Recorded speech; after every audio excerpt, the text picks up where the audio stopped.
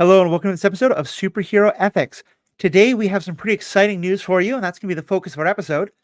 Riki Hayashi, who you have probably heard from before as a big.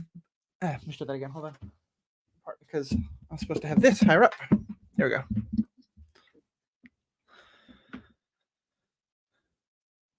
Hello and welcome to this episode of Superhero Ethics.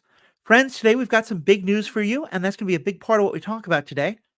You have probably heard if you are a longtime listener to Star Wars Generations podcast or just older episodes of this podcast, you've probably heard one of my favorite guests, Riki Hayashi. Riki has given us great insight on everything from the Clone Wars and Rebels to Gojira movies to the Green Lantern and the Yellow Lanterns and other things like that. And after having him on so many times as a guest, I'm happy to announce that he is going to be the new co-host for us here on Superhero Ethics. And he and I had a great conversation about bringing him on and about some of the ways we could kind of adjust where we've been going with this podcast and make some changes to maybe get a little bit closer to what some of the original ideas were and some of Riki's great ideas. So, Riki, let me just first start by saying thank you so much and introduce yourself. Matthew, thank you so much. I mean, it is a great joy to be joining you always, anytime.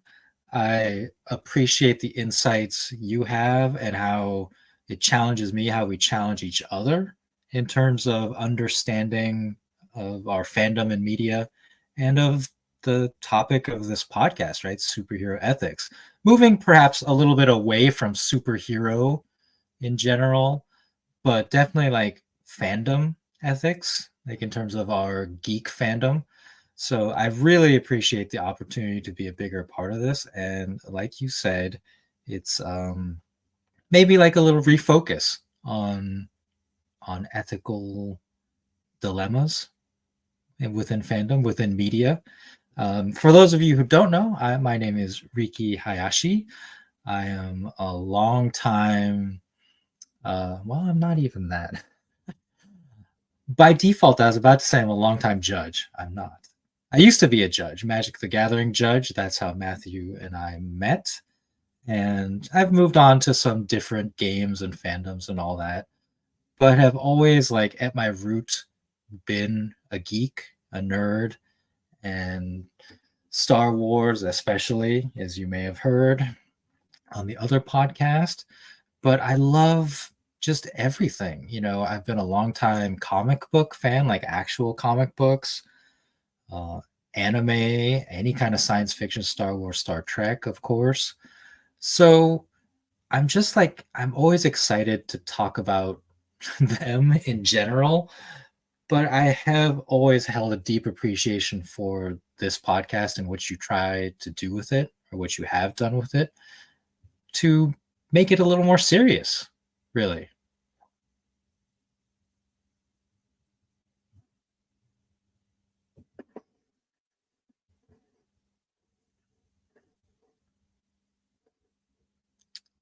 I have lost your sound, Matthew.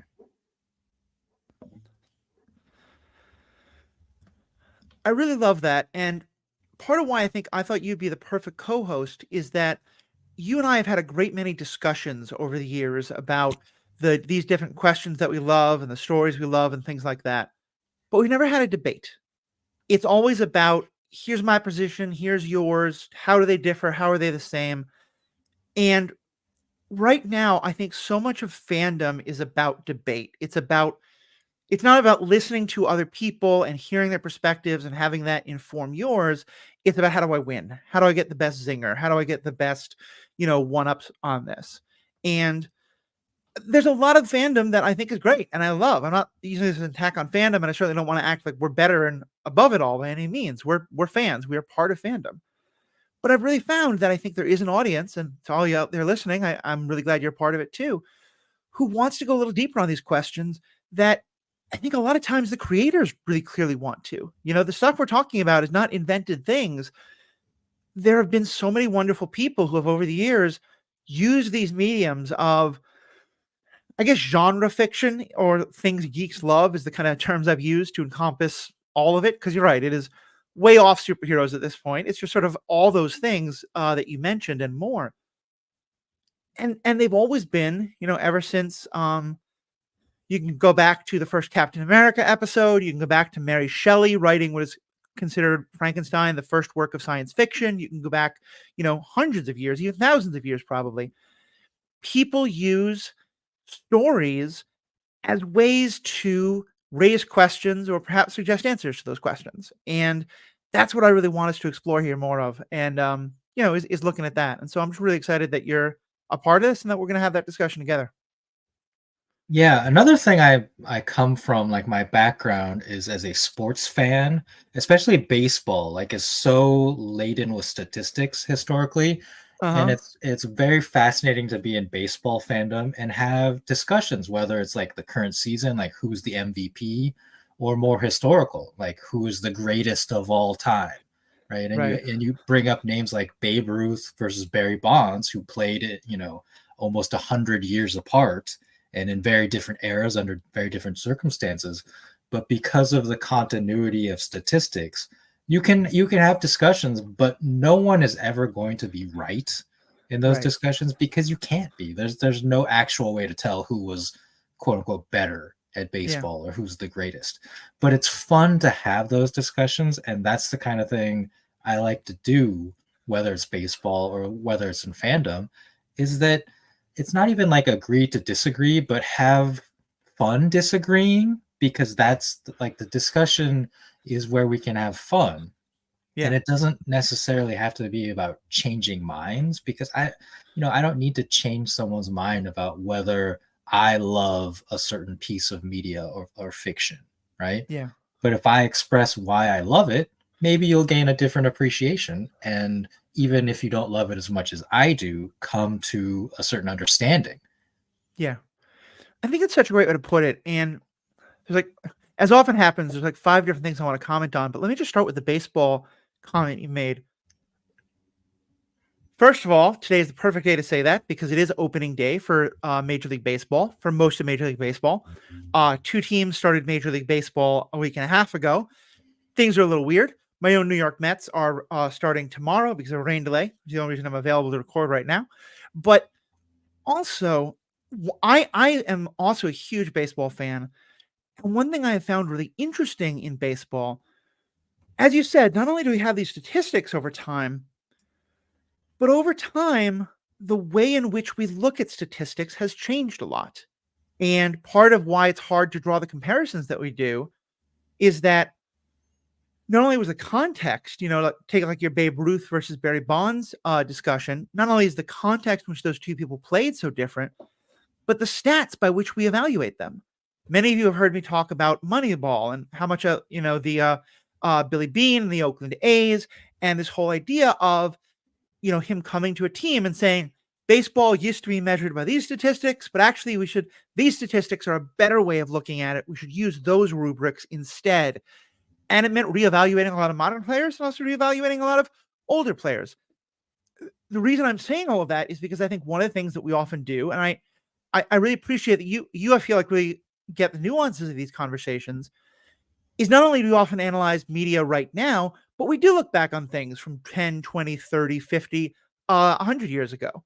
And sometimes I think an interesting part of the conversation is to say, okay, well, there's lenses of analysis that we have today that we can use to evaluate these things, remembering that that's not the lens that people were writing through back then. But, and I think it's very easy to just say, oh, it was a different time, so they're completely forgiven.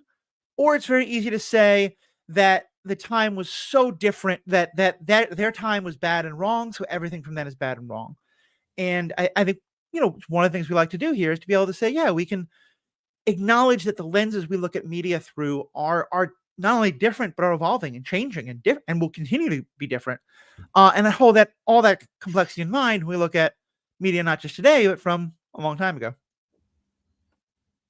Yeah, especially right now. I mean, this is a topic that I put in the suggestions, Uh huh. nostalgia media. So Yeah. we'll probably in a future episode get to it more in depth. But I just want to touch on the fact that currently we have an ongoing series called X-Men 97 that Mm-hmm. is based on slash possibly a continuation of a cartoon series from the 90s that ended in 1997. And a lot of those stories are based on comic book stories that were written in the 1980s.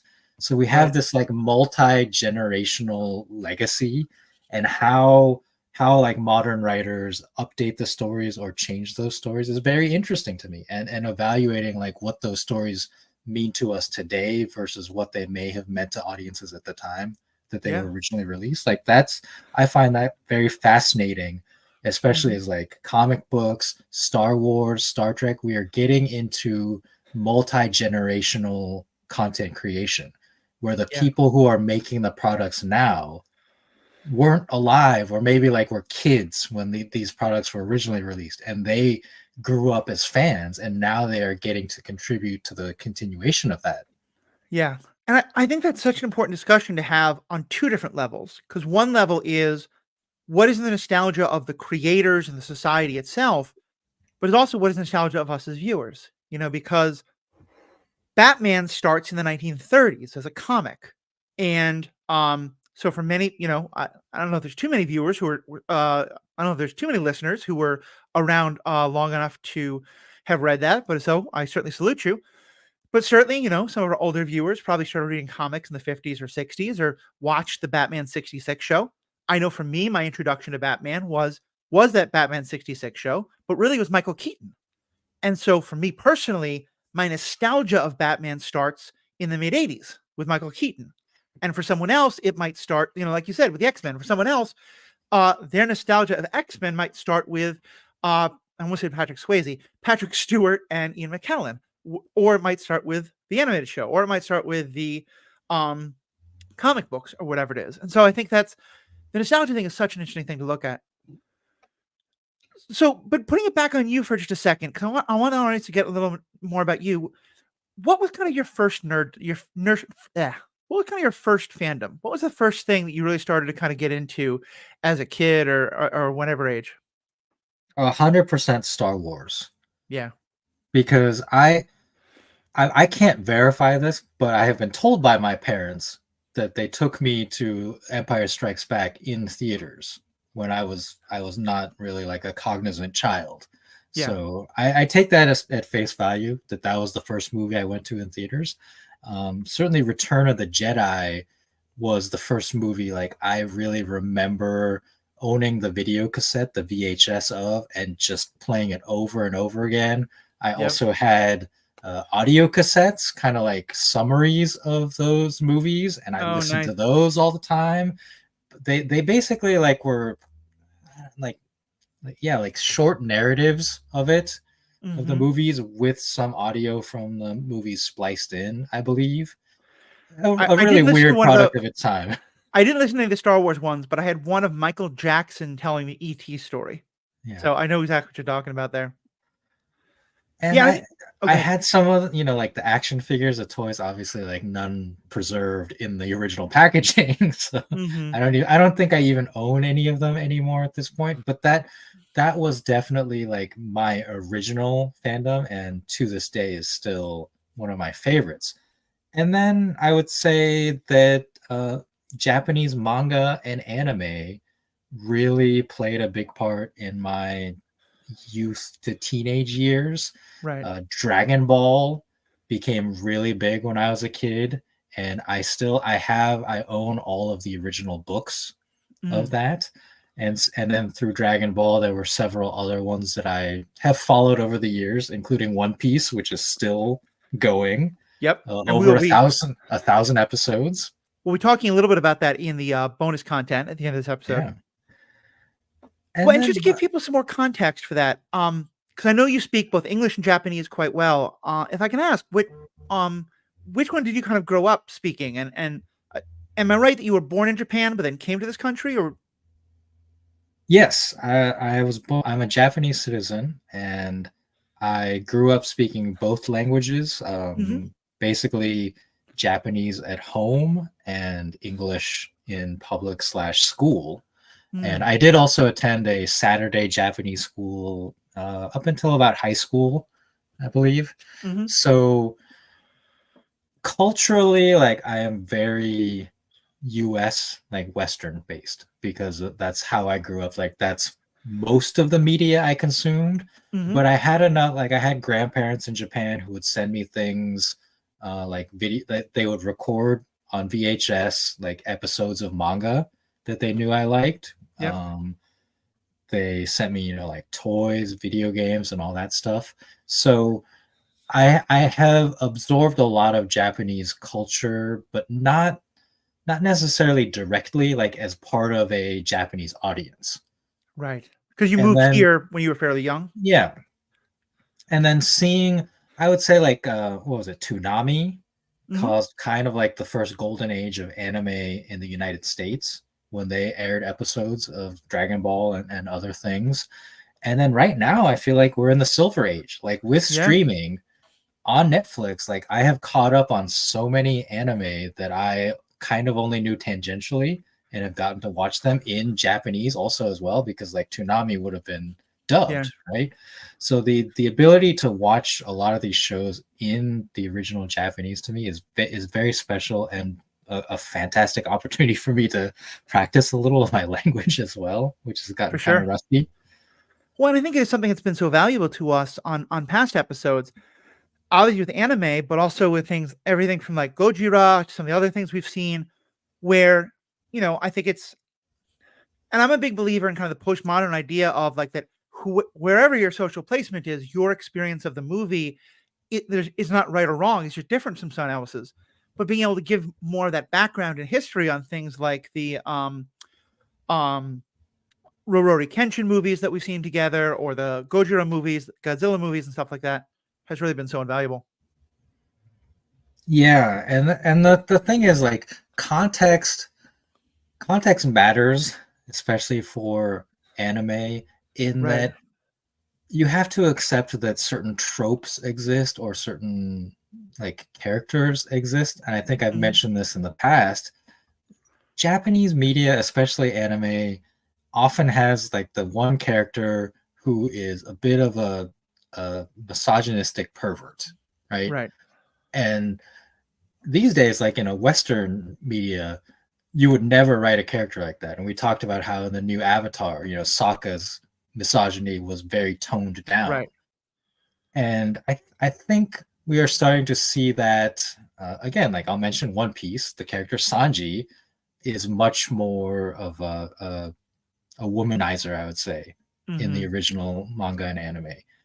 So we might be seeing a kind of blending and maybe smoothing out of traits like that, but still, like it exists. Like to this Yeah. day, like a lot of anime I watch, there's that one character where you're like, "Yep, that's the guy." Like Hmm. he's kind of treating women poorly. Yeah. Well, and I think understanding those tropes is so fundamental, really, to all of media. And this question I come to from a particularly strange place, but I think it really fits. When I was in seminary and we were talking about the Hebrew Bible, my professor, really wanted us to better understand the context in which certain parts of the Bible were written, and actually same with Christian scriptures. And so one example that he used is he asked us, um, what war was the TV show MASH about? And we all kind of wrote something down, and he went through them, and the next day it said like that he could pretty clearly tell what age someone was by how they answered it, because most of the younger viewers said that the TV show MASH is about the Korean War, because that's what it Mhm. literally is about. But anybody who actually watched it at the time it was coming out knew very well it was 100% about the Vietnam War. It was, they used Mm, Korea as the metaphor, but if you understood it in the context of its time, they're talking about that. In the same way that like I don't think you can ever understand the first Gojira movie without understanding that it was made shortly after the American occupation of Japan left, only a couple of years after the nuclear bomb, things like that. And that's true for the understanding the X-Men, and how I think Stan Lee and um Stan Lee and Jack Kirby are writing in the 60s during civil rights, and then Christopher Columbus is that's not his name, is it? Um the oh, author Chris Claremont. Chris Claremont. Christopher Yes. Columbus, very different, obviously. Christopher Claremont, he's writing in the 80s, where I think if you don't understand all the debates about homosexuality and HIV AIDS and all that, it's very hard to you don't get the whole meaning. So And I think that's something we're going to really kind of look at is how do we both hold these shows in the context in which they're written, but also understand them in the context in which we experience them today, because I think that is just as valuable. But Yeah, and one oh, of the things that we talked about with your blessing, like I hope to add to this podcast is like deeper research yep, pieces on history, like on the history of what might have been happening in the real world, like when some older piece of media came out or was written, because I love that stuff. I'm a student of history, so like putting stuff into the context of what was happening or just like a deep dive like story about something is right up my alley. yeah, no, I'm 100% here for that, and I think that's been. I think sometimes people, especially because we go into the longer conversations about it, because I think it's very easy to say, to pull one fact out of history and say, oh, this is about that. And so therefore this is commenting on that. And therefore this means this and that kind of thing. And it's obviously much more complicated than that. And so I think it's interesting, actually. Here we are in the True Story family of podcasts. When I was one of the co-hosts of the Marvel Movie Minute, that was very much something we did. And so when we did Thor, we did a lot of research on the Norse, god ideas that so much, and the Norse mythology that so much of that was based on, as well as the Shakespearean references that were so often being made, and the all the other imagery and historical references that are being made by a superhero movie. So yeah, that is something I'm going to be really excited about. But just let's talk about you a little more. So you started out a Star Wars fan, again, very much where I am. I think a couple of years older than you, but basically the same experience. Return of the Jedi is the first thing I remember seeing in theaters. I was told I went to see Empire. I don't remember a time where I hadn't watched A New Hope or Empire. But where did it go from there? You talked about manga. You talked about some other things. What was kind of the path for you? Yeah, I mean, at some point, I got into Star Trek. I guess it would have been Next Generation. Mm-hmm. I remember watching episodes of Star Trek, the original series in syndication, but it was just like another one of those shows I watched, like of that era. Knight Rider is another one I Mm-hmm. remember, which is does not hold up at all. Let me tell you. I'm not surprised. Speaking of like terribly misogynistic characters, Michael Knight, yikes. Mm. I tried to watch it recently. I was like, no, no, thanks. Yep. I'll just leave that in the nostalgia bin. But then, yeah, like Star Trek Next Generation, I would say for teenage me was the most influential TV series Mm. of that time, of that era. As an adult fan now, I have a deeper appreciation for Deep Space Nine, Yeah. but at the time, it was definitely TNG Mm. that kind of caught my imagination, and I watched every week. I bought books and I read about the production and about all the little things. And so to this day, like I can still probably name over 50% of Next Generation episodes just after like the first 5 minute teaser, Oh wow. pre credits teaser. Yeah. So that's how deep of a fan I am. Like I am that like trivia nerd Yeah. when it comes to TNG, at least. Well, and I know that TNG, all of Star Trek, really, my mother pointed this out, kind of going back all to the way to the original series, has always been very explicit about not just, crazy explosions and ship fights and fun aliens, but about really raising ethical questions in the kind of way that science fiction does at its best. I think Star Wars also has, but Star Trek's a lot more explicit. Do you think was there a certain age, or was it from the beginning that those particular questions, like that you kind of enjoyed talking to your friends about, like, oh yeah, what do you think should the captain have done this or that kind of thing? And yeah, in terms of the superhero ethics of it all, I don't recall that being the case when I was a kid. Hmm. Of course, I recognized that Star Trek, what we would now call woke. Yeah. And but I don't know, like I think one of the beautiful things about what Star Trek does, like right from the original series, is that it just normalizes things. Yeah. I didn't even think too deeply about the fact, that the bridge crew of the original Enterprise had an Asian man, a Japanese man, Hikaru Suru, played by Mm. George Takei, or Uhura, played by Nichelle Nichols, right? Like even growing up in the '90s, like I guess it was still a bit on the tokenized scale, but diversity existed Yeah. in casts, especially of like science fiction shows. But it didn't really occur to me at the time when I was watching as a kid that was somehow revolutionary for the Yeah. time and was like really ahead of its time. And it wasn't until definitely later that I read about things, like Nichelle Nichols' conversation with Dr. Martin Luther King, Mm. on why she wanted to quit the show after season one, and he was the one who convinced her to stay because of Really? how. Yeah, this is it's a famous story. You should look it up. Like her retelling of it is very beautiful, Mm. and she talked about how he was like, no, absolutely not. Like, do you know how important you are to have a Yeah. competent black woman on a national television show? And he was the one who convinced her to stay.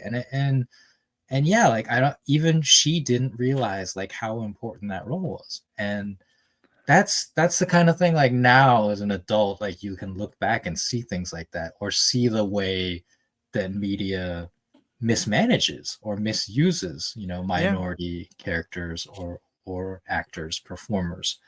And I think that it is deeply important Yeah. because we have certainly come a long way as a society, and we have come a long way since the Hmm. 1960s, even the 1990s. We're talking about next generation. I was just watching a video about, I believe the episode. See now, I think it's Code of Honor, the famous Next Generation episode where they go to a planet of all black people. That Yep. the depiction of them, but is very racist, right? And it's Yeah, like it's like the even third I think it's the first episode after Farscape or the second one. It's really bad. and so like even in the 90s that was happening, and it's like either no one thought about it or the people who did thought about it were not in a strong enough position of power to put a stop to it and just kind of Yeah. like, okay, I guess we're doing this. And a lot of the people who participated in that production, whether it's the writers, the actors, most of them have, who speak about it have come out and said that was bad, Yeah. shouldn't have done that. Yeah. And so that's the other perspective I bring to myself, like as a human being, and Mhm. just to everything that we're going to be talking about, is that we're never done. We should Yeah. never be done growing, learning, getting better. Like even a show like Star Trek has made mistakes, Yeah. and it is our ability to learn from those mistakes and move forward and make the next thing we do better. And there we'll still make mistakes, right? Like Yeah. now we are in an era where television media is more comfortable telling stories about lgbtq lgbtq people, and yet those there will be mistakes just because it's Yeah. not enough representation in the writers room or whatever. Like people will make bad assumptions, etc. And that doesn't mean like we should stop trying. It means we Yeah. should try more. And I think that's such a great way of looking at it because you're right. It's easy to look back at some things and say, "Oh, it doesn't meet the standards of today, so therefore I don't want to watch it." And sometimes I think that is the right thing to do. Like, what you said about Knight Rider. Um, I still love the movie Ghostbusters because it still hits that nostalgic thing, but I wouldn't recommend it to someone today because it is incredibly misogynistic and has a lot of other problems. Um, really homophobic in way of portraying kind of one of the main villains is very effeminate and that kind of stuff. And but at the same time, I think we can also look at so there's that category, but there's also ways we can say, look, this was making steps intentionally to really improve on stuff that um had been done in the past, and here's some ways in which really succeeded, and here's some ways in which we today look at it and think, it's not great. And recently, Our Flag Means Death has been lauded as one of the best shows for queer representation out there. It is a very good show, I think, and I'm sure that in 30 or 40 years, people are going to look back on it and go, "Oh, this was wrong, and this was wrong, and this was wrong," and all these kind of analyses that you and I would never even dream of. And Mm-hmm. to me, that's where the really interesting that is where the really interesting conversations can lie, is how do we both look at it through the eyes of today and also look at it through what was trying to be said back then. Because I also think that's important is that, yeah, the original Star Trek puts a far more diverse crew on screen than we've ever seen before. It still has the black woman as basically the, like, secretary, which is, commented a lot. Nichelle Nichols' role was revolutionary for the time. Looking back on it today, it's still a very, like, this is the best that they could do for a woman, especially a woman of color. But we can look at it from both sides. Captain Kirk was very open-handed and very, had some great attitudes and ideas that were pretty progressive and revolutionary for his time. He's also not the greatest towards women, um, in a lot of ways. Um, so yeah, I'm just really excited to have all these conversations where it's not just about bash. I think you could hear this and think we're just kind of bashing on things. It's not that at all. It's much more about understanding things in their context, talking about how we see things today, and figuring out how do we each draw our own meaning from that. Yeah, I think the important thing is that things aging poorly is a sign of progress. Yeah. Like if we look back on stuff from our lens today and say like this property has aged poorly, like these jokes have aged poorly, this character has aged poorly, that means we've made progress and come that much farther from where things were that day. Yeah, And that's a great it point. would be a very sad day for us if we looked back on something from 30 years ago and said, this still holds up like A-okay, perfectly fine, like everything is fine. No, like I don't think there's any media that should hold up fine after 30 years. I think a Yeah, lot that's a good of a point. lot of them can hold up better, either because they were ahead of their time, or maybe because they don't touch upon as many things, that will change over time, right? I think there are properties you can watch and read that hold up better just because they're a little more generic. Hmm. And there's nothing wrong with that. I think that is there can be a very good way of writing things that way where they hold up over time. But like Yeah. I think about the discussions about Lord of the Rings, for example, Mm, and the the racism of Tolkien. I think for his time, like Tolkien does appear to have been a very progressive person and progressive thinker. But even from that perspective, looking back at it from our today, like his progressivism was regressive in some ways. yeah. I think the total number of spoken lines by women in those books is like 3 pages, 4 pages, something like that. Yeah. And I think that that's the other part of the conversation, though, is also, and again, something being of its time doesn't excuse it, but I do think there's a big difference between someone who was like, all three of these analyses matter. Is how does it hold up compared to our current lens? How does it hold up compared to our lens looking at the time? And how does it hold up versus like the lens of that particular time? Because there are some things that were written that were seen as very racist even at the time they were written. Others that were pulling on tropes that were done by everyone at that time. And again, it this kind of lets me get into another of the big themes that I think we're really going to be kind of trying to not that I think we've lost, but I think you're going to help us refocus on a little bit.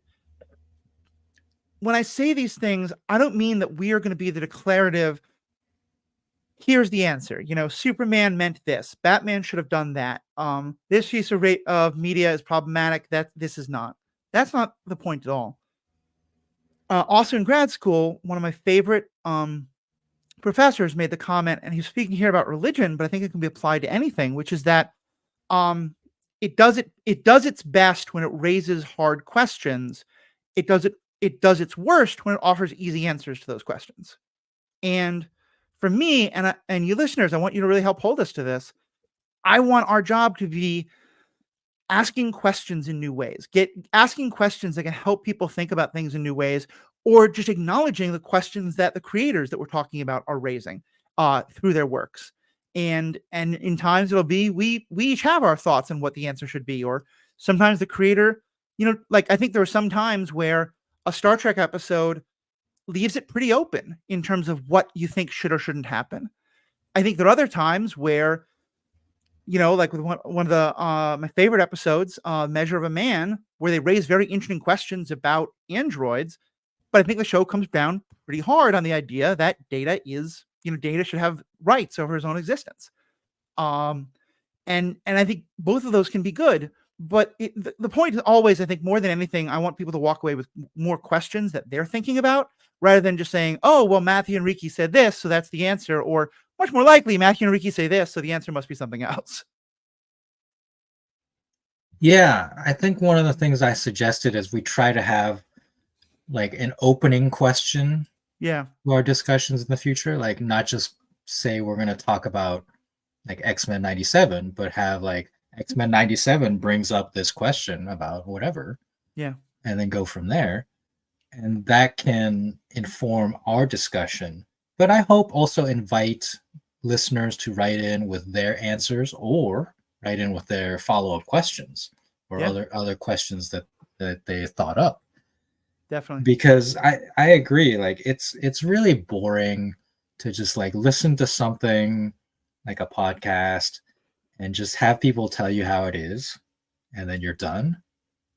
I prefer it when I listen to a podcast and I go, well, okay, let me like go do some of my own research now and like try to figure out what I think about Yeah, this. Like it's always a good starting point, especially if it's like a well researched piece. Like I said, I want to try to do that more. It's like put a little bit more research like into the history of things because I love that. But then just like open more doors yeah. for listeners and for us too. Matthew, you and I have a history of just talking way too long about things. Yep. So I'm sure that will continue. But I look forward to that. And I look forward to I just have like one more thought. And it's like, well, Yeah. we don't have time for that now, but maybe like in the future and we can like have two-parters or something like that. Right. Yeah, I think we might start having regular feedback episodes, and some of the feedback episodes might just be like, "Oh, here's the one more thing that each one of us thought about." Yeah. I think that could be Feedback to ourselves. yeah, exactly, exactly.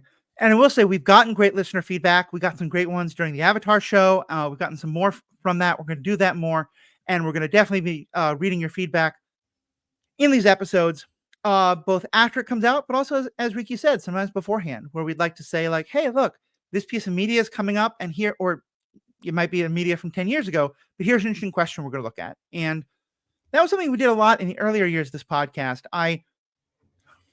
It's funny, I was thinking that one of the lenses of analysis I do sometimes look at media through, and I was wondering if I should bring this up, but now I think I should bring it up because I think I've been guilty of it too. Obviously, this media costs an incredible amount of money to produce. And there are definitely times when the struggle between the creative team and the people who are paying for the creative team is a struggle, and there are compromises that have to be made. And like when you brought up that episode, I wonder to what extent if that was part of that. Um, and I think that there have definitely been times when creative decisions are made out of a fear or concern over what audiences will want to see or what not to see. Um, on the episode that actually came out just before this, my guests were talking about how for the longest time people thought you couldn't put a black man as your main hero for a superhero movie on a poster, and that's why Black Panther, it took so long to get it made. Let alone that Blade had been made decades ago, but still, same with Shang-Chi. And um, but I bring all that up to say I think that that's a very real concern. I think it's overly idealistic to say so everything should just be completely for creative because these things do cost money, and I understand that, but I wish that the creative was driving it a lot more.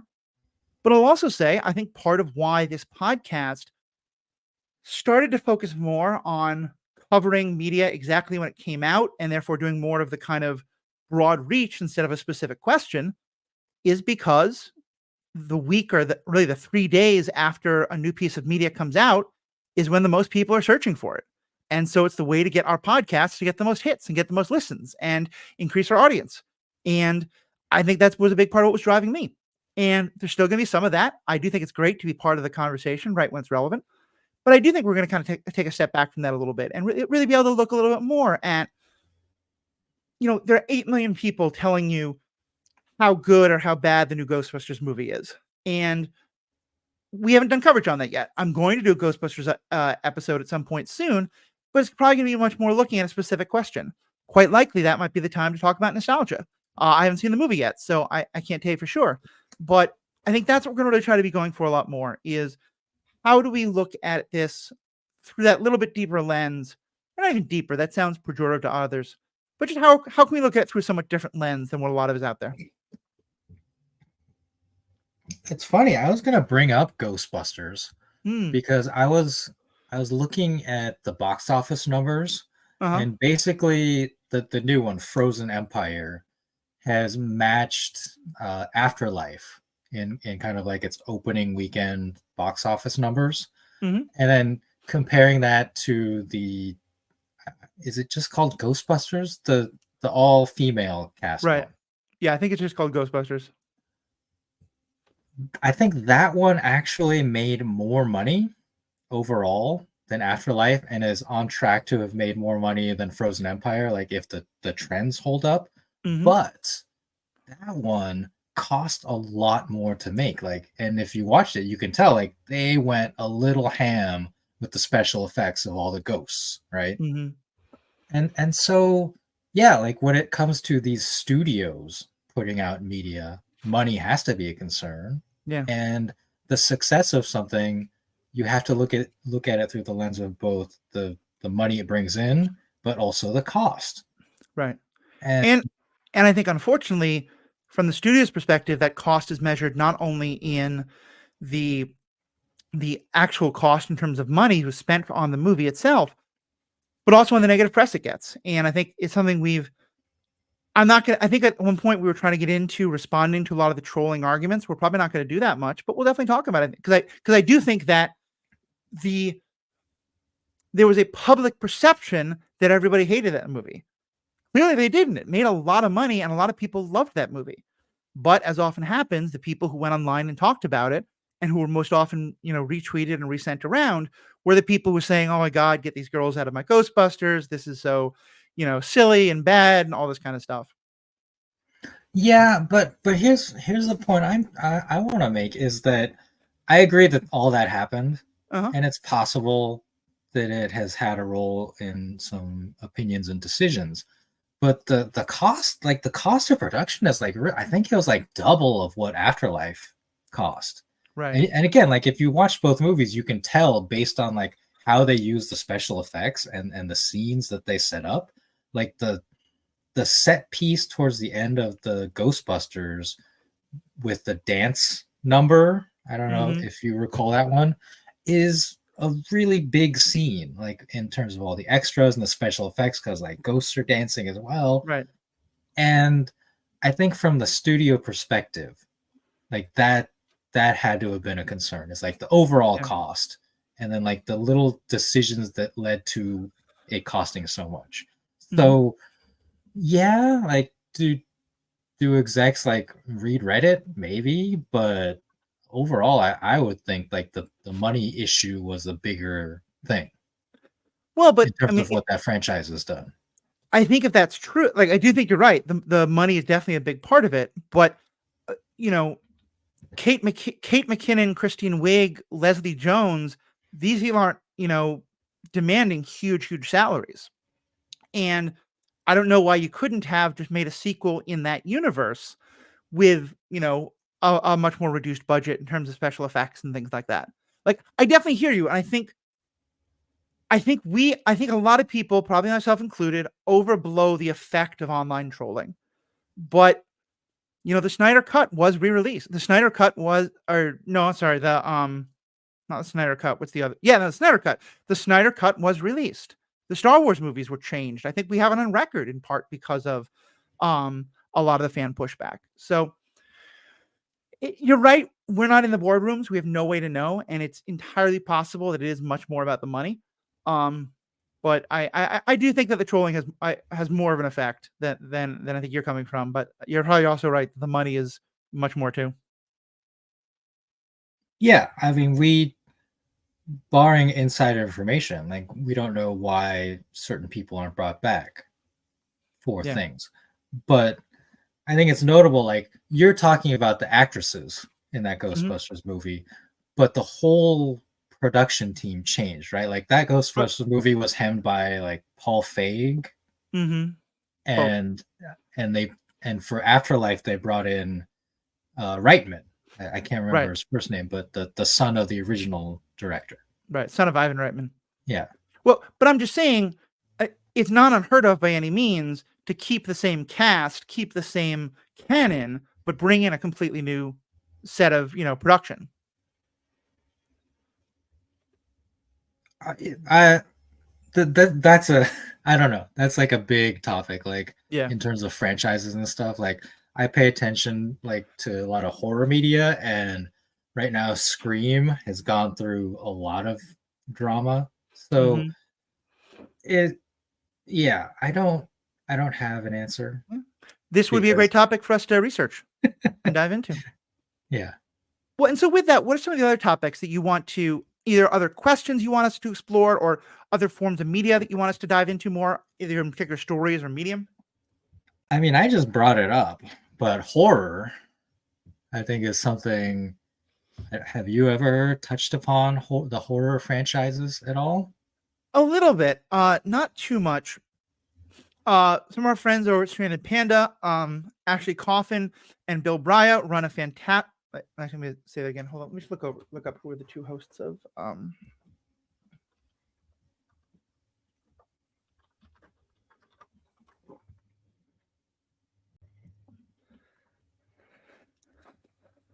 Not too much, over on Stranded Panda, the podcast network that I'm still very fond of. Bill and Ashley's Horror Theater. I'm sorry, Bill and Ashley's Bill and Ashley's Terror Theater. Does great coverage on that kind of stuff. We've had them on as guests once or twice, but I've always wanted to explore that more, especially because, from my understanding at least, as far back as the 50s, because horror was seen as so irrelevant, a lot of the most like critical of the McCarthy era type stuff was happening in horror, in part because it was the one piece of media that the McCarthyites and the rest of them weren't even looking at. So yeah, I think I can go all the way to Jordan Peele today with everything thrown in there. So yeah, horror is a genre I would definitely love to look at further. Yeah, I think we should because I mean, you said going back to the 50s. I would say like 50s era horror was mixed in more with science fiction, right? With like kind of Right. the monster era, like is it them, the giant ants, like a lot of radioactive themed Yep. monsters, not just not just Godzilla. And more modern, like it's fascinating. I think modern slasher horror, Mm-hmm. if you think about it as just like blood and gore and like people killing people or supernatural things killing people, like it's so much deeper than that. Like Texas Yeah. Chainsaw Massacre, The Hills Have Eyes, like these franchises have so much going on in terms of social commentary at the time that is still very relevant. Yeah. And I think like exploring those questions is important because and it's not just what the people are doing, but it's the people who are doing it.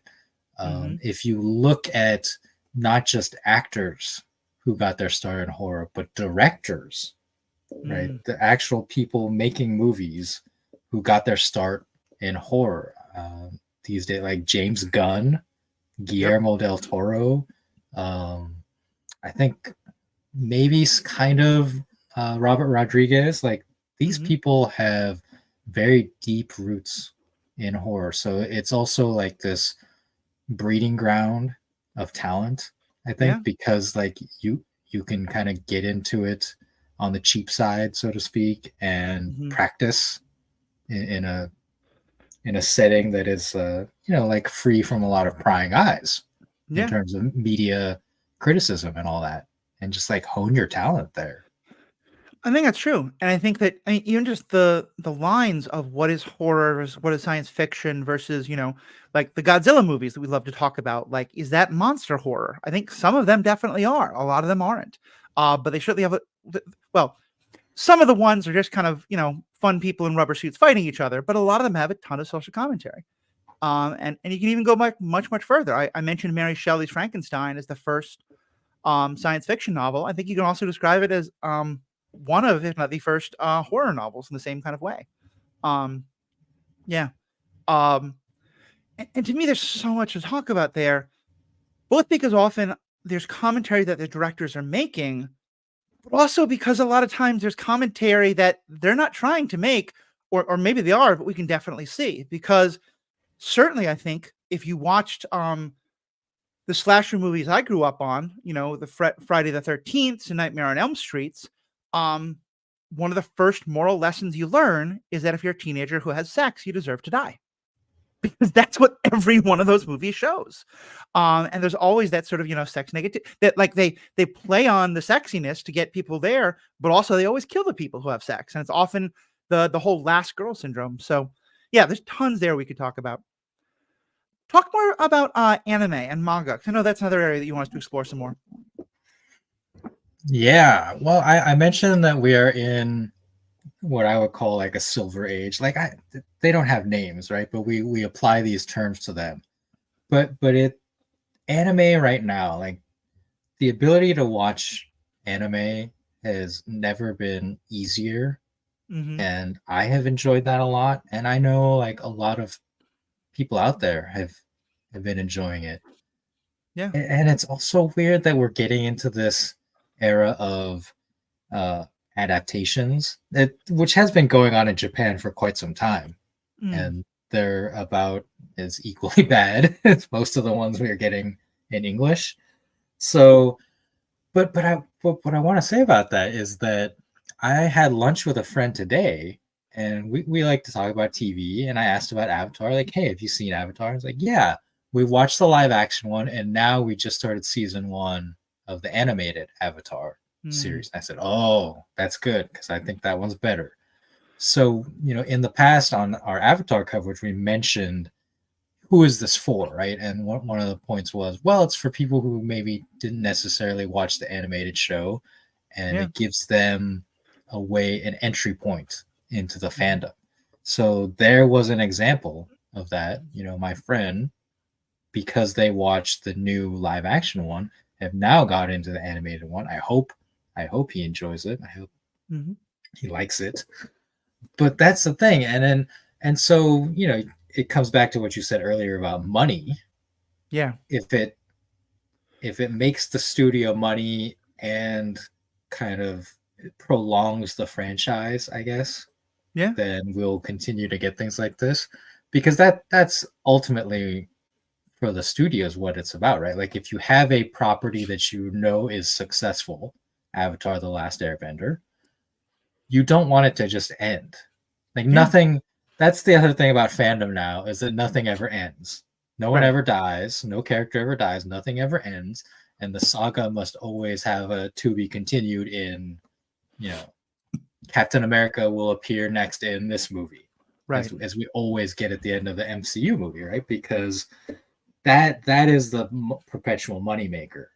Is once you hit upon a formula or a set of characters or a world that people like, I say you, like, they got to Yeah. keep milking that. Which, Yeah.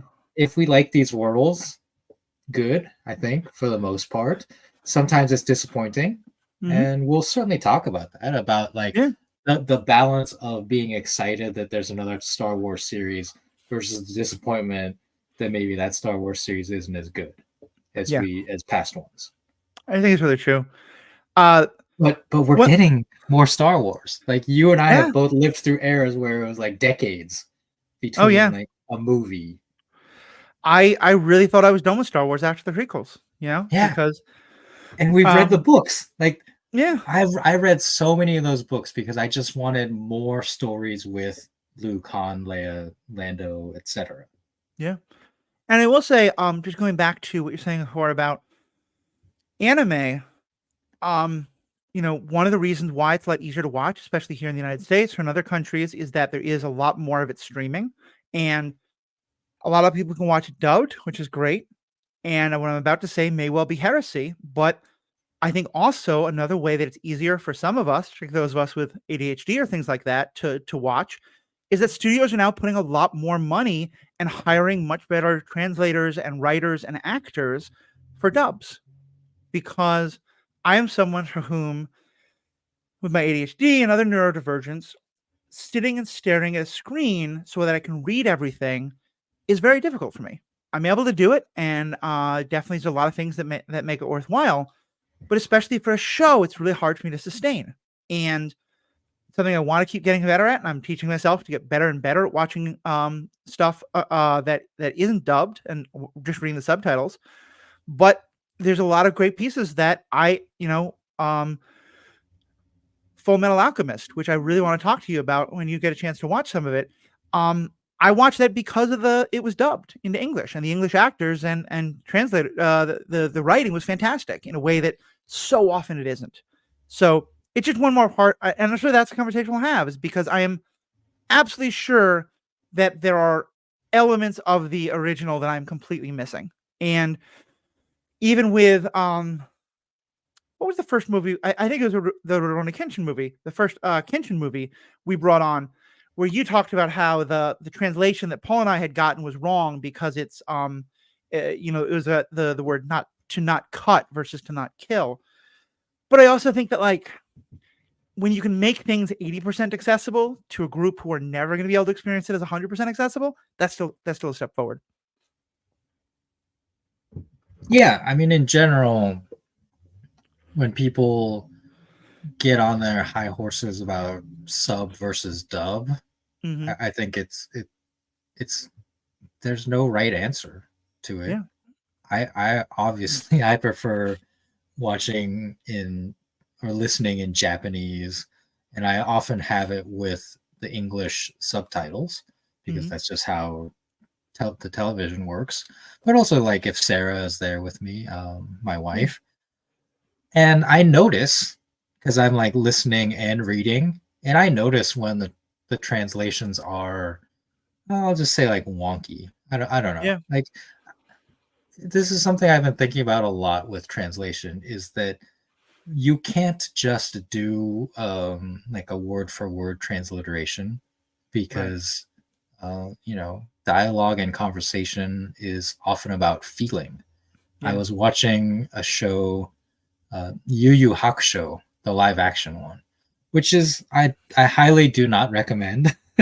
I'm a huge fan of the original manga, and I was thinking about catching up and watching the anime version, but this live action one takes like three separate storylines, like three separate arcs, and condenses it into 4 episodes of a TV Right. show.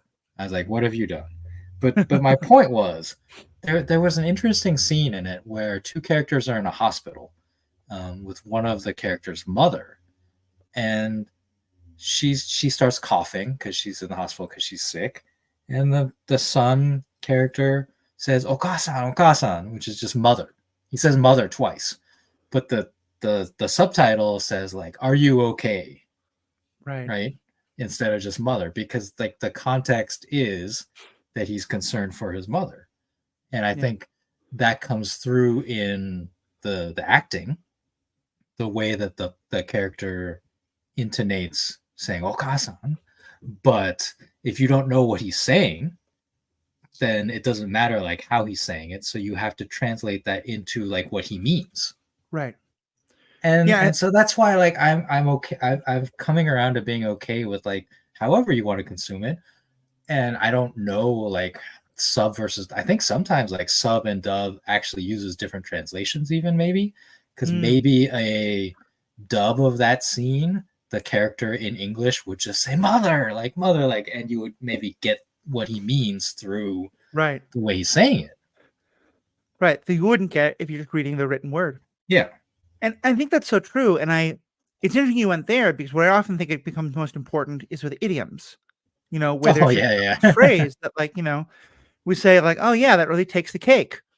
If you translate that into some other language, people probably have Uh-huh. no idea. But there's probably I imagine most languages have a similar idiom that means something similar, or at least a similar phrase. Um, and I will say that's one other thing. I wish the strike had been settled far sooner. I wish that I'm glad the union got a lot of things they wanted. I wish they gotten even more.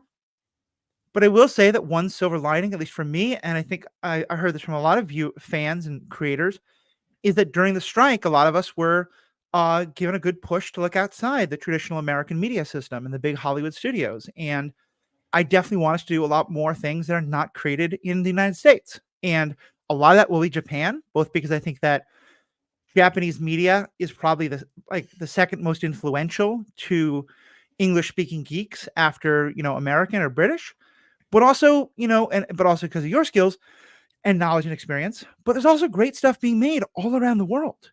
And I'm looking forward to seeing, stuff from Italy, France, China, Africa, that we can talk about and look into and there do some of the research.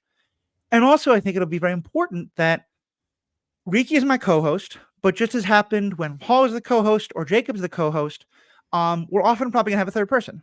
It's a lot easier to have a co-host than try and recruit a guest for every week. But I'm hoping at least 1 or 2 episodes a month, we'll probably have a third person in here. Often just because it's a great person who has other good opinions, but also because sometimes it'll be someone who represents a different perspective than either of the two of us can. Riki and I are very different, but we're both masculine presenting. We're both, geeks of a certain generation. There's some ways in which there's never a way we can get every voice onto the podcast. And certainly I don't want any person to feel like you're here to be my black guest or my gay guest or whatever it is. But I just think that there's a lot of perspectives you and I have that are going to be great, but also having more guests is just always going to add to the conversation. Yeah, I always appreciate when you have me on to talk about something like anime based or Japan based. Mm-hmm. And I know like you're not doing it just because I'm Japanese. Yeah. Like it's because we always have good conversations. But I am happy to provide what lived experiences or like research I've done, because I can like do research in both languages and try to find out stuff about things. And I think it's important to consider all perspectives on things. And it doesn't mean that people are there just because they like, it's complicated. Like they're not just there because of who they are or like that, that's what they bring. But you have to listen. You have to listen to other people, right? So at some point you have to have them on. I think the key difference is you shouldn't just have people on those episodes. Yeah. Right. Like I have been on to talk about, like say Green Lantern, Sinestro, which has nothing to do with being Japanese, for example. That was the first. So, I remember that was the first thing I think we brought you on for. Yeah. So that I think that's the important thing of like not tokenizing people is don't just engage with them on the topic of like whatever their identity is. I just use like big air quote parentheses for you listeners. I think it's very true. And I'll also say for listeners, if you have ideas of other people we should have on as guests, definitely please let us know. Either yourself or I'm sure everyone out there has great opinions. I would like someone who has some content out there already that I can listen to, or has some background or something like that. But if you think you'd make a good guest, or if you think that you know another creator and you want to send me their Twitter account or their TikTok or their podcast or anything like that, let me know. Because I think part of Riki, why you are someone who I know I could reach out to, because you and I had formed a connection in other ways. And there are people who I have now, built contacts with. Jessica Plummer is someone who I've become very good friends with. I've had her on for a whole range of topics. And sometimes when there is something about feminism in the superhero world, she's the first person I look to. But I know there's others. And I'm always trying to expand that pool. The pool is still a lot more narrow than I would want it to be right now. And so, listeners, you got thoughts and ideas, definitely please let us know. Well, Riki, this has been a great conversation. There's a lot more we can say. And we're going to have a special bonus episode for the members on giving just a little taste of our opinions on the One Piece live action. We will be doing a full episode about that later, but we have a lot of things to say already. And of course, if you don't have access to that, you can become a member for only $5 a month, $55 a year. With Riki now on board as a co-host, I'm going to start making bonus full episodes. We'll do on the Star Wars podcast just for members, as a member. You're a member of the Ethical Panda, which is both of these podcasts, so you get access to both of those. But if you just want superhero ethics, you can just listen to those. That's just fine too. So, Riki, if you have any last questions or thoughts or piece of media or something like that you wanted to raise that you're looking forward to exploring? I think I just want to reiterate, like, horror is amazing. Yeah. And especially when you're talking about like the international media, Mm-hmm. I like the number of horror things that I watch from other countries, whether it's like these days, there's a lot of great Korean horror, a lot of Spanish language stuff I've been watching, Mm-hmm. Italian as well. Obviously, like Italian, Suspiria is one of the all time classics. That I think is a genre that really it is deeply international, and Mm-hmm. because of the way horror is structured, like the things that scare people is different, right? Like Yeah. culturally, like the folk tales and the legends people tell, and that to me is what makes horror so deep, is like seeing another culture's boogeyman, so to speak, Yeah. is very fascinating to me. And I think that becomes really interesting, both looking like internationally, but also looking chronologically. There's a great thing I read a while ago that was basically about how I think this lined up to around Generation X, millennial, but the years they were looking at might have been a little bit off from that. But it was basically saying how at one point the cultural obsession was with vampires, and then it became the cultural obsession was with zombies. And like, what was that Mm, about? And what yeah, was the yeah. cultural reasoning for that? And I think that that's the they made some really good points about that. And Professor Matthew Capel also has some great theories about that in terms of vampires more being elitist and zombies being much more populist, and where does those different fears come from and things like that. The fear of the elites versus the fear of the unthinking mass. And I think that's another great analysis to look at. So yeah, it's and I think that's more the kind of thing we can look at is like read some of these articles, do more of that research to go a lot deeper. Clowns. Like I read a research piece basically that says our obsession with like scary clowns is rooted in the real life serial killer John Wayne Gacy, Mm, because he often dressed up as a clown, I believe, to lure victims or something like that, or that was his day job. I don't remember that part of it, but like that's what he is famous for. And that's like when clowns in media started to get scary, like It, hmm Stephen King's It. You may well be onto something. I will say until this moment, I didn't know that John Wayne Gacy dressed up as a clown. I do know that a clown shot water in my face when I was 5 years old at the circus, and I've hated him ever since. But it may well be. So who knows? To any clowns out there in the audience, I apologize. It just happened to me. Who knows? Um, but yeah, I'm really looking forward to these conversations. We're gonna have a great time. We're bringing this episode in under 70 minutes, which is going to be my goal for our main episodes, and try to be 1 hour and a half for the total episode with bonus content, hopefully lower. When Paul gets on here, all bets are off because the three of us are by far, with Jessica Plummer coming in fourth, the most long-winded speakers on this podcast, but hopefully we'll have a lot to say. So, Riki, thank you so much. To our listeners, thank you so much.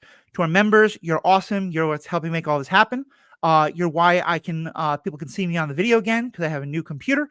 I still have a lot of it to take care of, but more membership is great. But to those who are members, thank you so much. Your bonus content is coming in just a moment. For everybody else, thank you so much. We have spoken. Yub nub.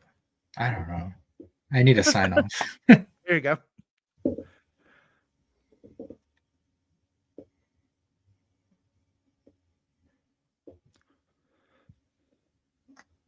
All right, for our members, welcome back. Thank you so much as always. So, Riki, before you even touch the live action, talk to me about your first experiences of One Piece. Because if I understand correctly, you got into it not even with the anime, but with the manga, correct? Yeah. I mean, And what is manga for those of our audience who don't know that term? well, manga is just comic books in Japan. Right. That's just, I think it's just a word for like drawn characters or something like that. But in Japan, so in the United States, comic books come out once a month. Is that Mm-hmm. right? Yeah, yeah. And so you get 12 issues a year. In Japan, a lot of this media comes out weekly. Mm. So like One Piece or Dragon Ball, you would get 52 episodes a year. And then those are condensed into the novels, like the books. And those have, I don't know how many they have, maybe like 10 episodes in each book or something like that. So usually like every year you get one or two of the books as well. Mm-hmm. Basically like the equivalent of our graphic novels here.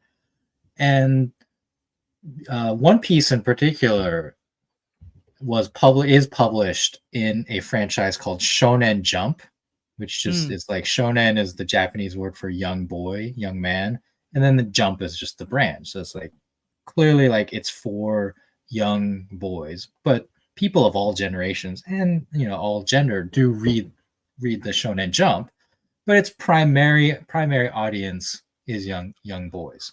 Right. And this was the magazine that like Dragon Ball was published in as well. So I was very familiar with it. And just one week, it was actually like before the series started, there was like a preview or a one shot. Mm. They would often have like one shots from new authors, kind of like testing out the market or testing out their art style and whatnot.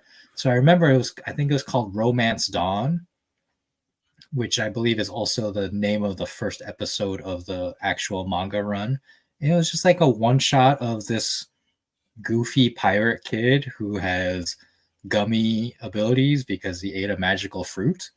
And it's kind of a quirky uh, pre-industrial, right? Like pre-industrial fantasy world. Like it's clearly not Earth, but it has like a lot of Earth, like 1700s ish Mm-hmm. technology and like the pirate era of our real history. It's just a fun universe. Yeah. And it was from the beginning, and now is I think it's like the second longest ongoing franchise in history. Maybe the first at this point, but it Mm. has obviously become like this worldwide phenomenon. And now like I think the live action adaptation is the best live action adaptation of an anime I've ever watched. And it was Yeah. phenomenal. I'm looking forward to more of it. And it's just, I don't know. Like since Dragon Ball, it is definitely the manga series that I collected the most books of. I mean, I actually probably have more books because it's gone on longer, Mm. but it was the one that I tried to keep up with, and I stopped because it just kept going and going. But I have like, I don't know, like 40 of the books, I think. Yeah. No, that's great. And I I think one of the reasons why it was so interesting to talk about One Piece is because I had the exact opposite experience. I went into it knowing almost nothing about it. The only thing really that I knew was that a lot of people I there's some anime I've really enjoyed, but for the most part, it's not really a genre that I have no critique of it. I think it's fantastic. It's not really one that speaks to me. Um, and a lot of people have said, like, look, if you ever really wanted to watch an anime that is the closest you can get in an English language live action show to the spirit of this particular kind of anime, this is it. And I think it's awesome they were really able to capture that so well. Yeah, I was thinking about this the other day because there was a terrible Dragon Ball live action movie called Dragon Ball Evolution. And Hmm. first off, like they completely changed pretty much everything about it, which was weird. But also, like you can't make Dragon Ball live action. Like we were talking in the main episode about cost, and there's just like no point in spending the CGI budget to do what they do in Dragon Ball if you can just Hmm. do it in animation because it'll Yeah. be much cheaper and it'll be much cleaner. Like the speed of the characters and the combat in Dragon Ball doesn't translate to live action at all Yeah. because it looks goofy.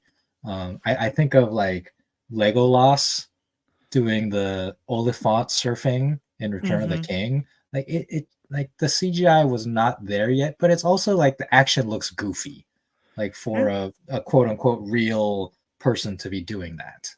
I mean, I think if you want to watch a lot of the earlier comic book movies, even up to like I think almost all of the 20th century, translating that stuff to live action was really hard to do. And a lot of time the fight scenes look ridiculous. Yeah.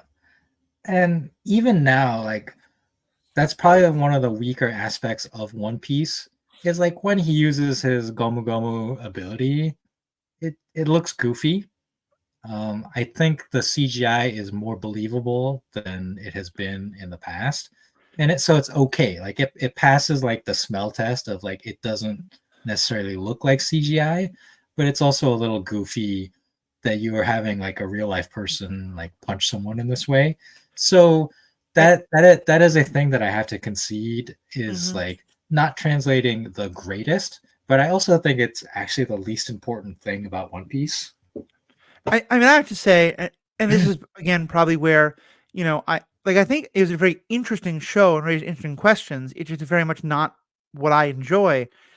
And to me, the goofiness wasn't the punch, wasn't the animation of the punch. It's him saying like whatever really ridiculous catchphrase he says with every punch. That just made me go like, this kid's just annoying. And again, that's just me. But like, I wonder is that like I'm trying to better understand this because it feels like the whole rest of the show is so intentionally goofy that wouldn't you want the fight scenes to look just as goofy as the rest of the show is, or is it just that I see it as goofy when it really isn't? Well, I mean, you're talking about him calling out his moves, right? Yeah, Like his primary move is, I believe, Gomu Gomu Pistol, right. Gum Gum Pistol, when he just like throws his gummy arm like way back and then punches it forward. And again, like that's just anime. Like Yeah. when they make that joke about like all great fighters call out their moves, that was a very tongue-in-cheek meta joke in the story, but Mm-hmm. also about the whole industry. Like in Dragon Ball, the most famous move is Kamehameha, which is Goku's like big energy blast, and you have to have that. Like Bleach is another property where they have these giant swords and they all have moves that they call out when they do their maneuvers.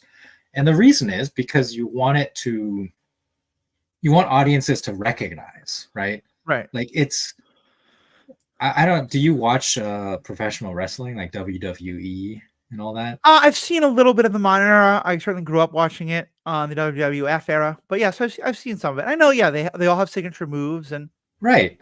And the wrestlers themselves aren't going to call them out because they're not mic'd up. Like you can't hear them, but that's what the commentators are for, right? Like the right, commentator is there to narrate the action for one and like bring some drama and excitement, but also to like explain things. And then in that key moment to say like the rock's going for the rock bottom or the people's elbow and to name the move so that the fans yeah, know what it is and can get excited about it.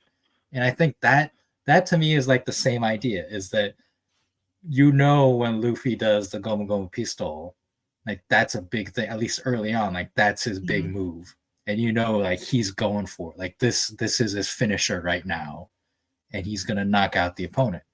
And then in like that gives you context of in a future fight, if he does the Gomu Gomu Pistol and it doesn't work or it doesn't knock out the opponent, you're like, okay, now we have moved up a step in the battle mm, where this opponent is stronger. So he needs a different move. So he'll do something else. He'll develop a new technique. And like the same thing pretty much happens in all this combat anime is that there there's like these level up moments. And I think that's part of the reason you have to name the moves is that the audience has to recognize A, that the move is special, that it's mhm, worth naming beyond just like punching real hard. And B, like when the signature move of the past doesn't work anymore, then now you know it's time for a training montage or just like an in fight level up moment where he comes up with a new technique. mm. Yeah, that makes sense. Um, I don't know if it's because I didn't grow up doing it or because I'm not a big fan of fight scenes. Everything you say makes perfectly logical sense if you start from the first principle, which is one I just can't kind of board with. But Well, you said but like, but I think, well, let me just say, I think that's one other thing about this podcast I want to really acknowledge is it's okay if not every piece of media is for everyone. And there's a lot of anime that surprised me, and I think One Piece raised some great questions that I'm really looking forward to talking to you about, and I think that we can do that even with stuff that isn't to our own personal taste of entertainment. I don't know if you said it intentionally, but I'm Uh-huh. pretty sure you just said that you didn't grow up doing this rather than like watching, and that is like a key to me. Is that I Mm. grew up, like I said, with Dragon Ball, and if you are a kid of a certain era, or maybe even like an adult of a certain era, if you didn't like in the playground just like go to your friend and go kamehameha and like throw your energy ball at your fake energy ball at them, like that we all did that as kids.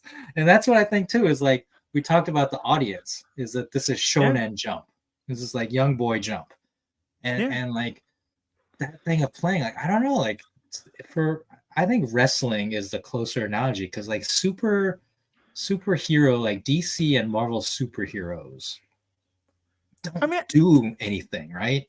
I don't think they often have signature moves, but they often Yeah, have like lines, like like the catchphrases. yeah, like the you know Ben Grimm, in Fantastic Four, it's clobbering time. There you go. There you You go. know? Okay. And yeah, I think kids definitely on the playground definitely ran around, saying those things. I was in a corner reading a book because I was autistic as hell. So yeah, it made me just like I didn't do those things growing up. Um, So that's what, yeah, like it's clobbering time is a good one. Like Hulk yeah, Smash yeah. is another good one, right? So that, I mean, I think it's the calling out of the move, like is kind of a melding of that, like the catchphrase and the wrestling signature move. Right. I mean, certainly the point you made about how easily you can show that this enemy is much worse than the others by having the signature move not do what we expect it to do. I mean, I immediately thought of a similar moment in Marvel, which is when Thor throws his hammer, and Hela catches it and crushes it. Because we have Yeah. seen that hammer destroy every enemy, along the way. And Thor doesn't have a single catchphrase, but he almost always says something ridiculous while he throws his hammer, and it always works. And it's because it always worked that, yeah, when we saw her crush it, we knew everything that scene meant, that had been built up by these years and years of seeing him do this thing with a hammer. So, yeah, no, I totally get it. It's just the goofy line itself. Um, but that's, I think, just more that we'll get into this when we talk about One Piece itself, because I think there are elements of that character represents a genre of the like super exuberant, super hopeful. I'm living in a bit of a fantasy world, but I'm just going to drag everybody else into it instead of acknowledging the reality of the world everyone else lives in. Um, and I mean that like metaphorically, not in terms of like, an actual different world. That's just never been my favorite kind of character. And that's fine. That's totally okay. I so I'm laughing because the thing that is currently like right now, March 2024, what the character Luffy is doing, I believe, is like literally rewriting reality. Like that's where that property has finally reached, like in terms of power level. Uh So it's funny that you said it that way, yeah, the because metaphorical has become literal. I like it. yeah, but it's also like if you can believe it, like this is what the writer was looking at all along, right? Because I agree what you said about the character. Like he is very much an anime trope of Yeah. a super optimistic protagonist character. But I think what has always made One Piece special is that optimism is like far beyond any other similar characters, any other similar protagonist. And if we can believe that he meant this all along, that he can literally rewrite reality because of his sheer sunny disposition. Like it all tracks. It all makes sense. It's Yeah. goofy as all heck, but we live in an era where like, Marvel characters are changing history literally and like rewriting things to their Yeah. own whims. So I agree. It is like a very different storytelling. Yeah. But to me, the fact that it appears like that he actually had a plan Yeah. is kind of amazing in the era of like J.J. Abrams is my favorite punching bags in terms of like didn't have a plan, like Mm-hmm. created an amazing mystery box and then like didn't know what to do when he opened it. Like it seems like Oda Sensei from the beginning of One Piece like had a certain vision, or at least like had started to like coalesce into a vision early on enough that it's all fitting together, and that's kind of like one of the most mind-blowing things about a property that's gone on this long. Yeah. No, I think it sounds fascinating. And I'm, in the same kind of way that I think understanding that the Vietnam War helps you to better understand MASH, I'm sure that better understanding the world of anime and the world of manga and just the world in which One Piece sits, not like the world that's created in the show, but just like culturally the world of its creation, helps you understand that a lot more. So we'll make that episode one that comes up soon. Whereas a lot of other good episodes we're doing soon. To our members, as always, thank you all so much. You have been fantastic. We have spoken.